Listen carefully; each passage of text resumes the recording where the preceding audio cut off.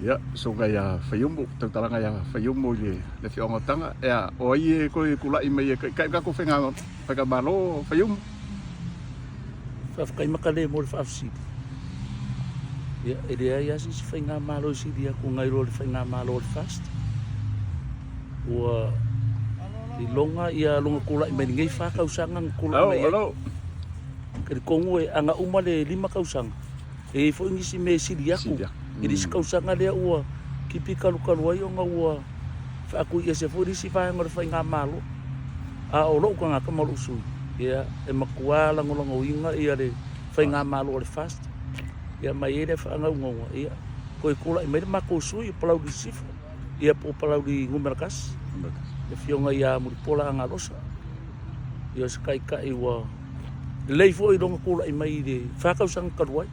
Kele melea le kumalo o lava i le mako o wala e rui kai. Ia la ua makua ai le fasu kausanga kula i mai ar kuida e pama le HRPP. Kua makua ma omo au wala koe le iar kaimingi ia ua kere ngā whaadle ia au wala fo i ngā lue ia ai mese le alu le pui a mako.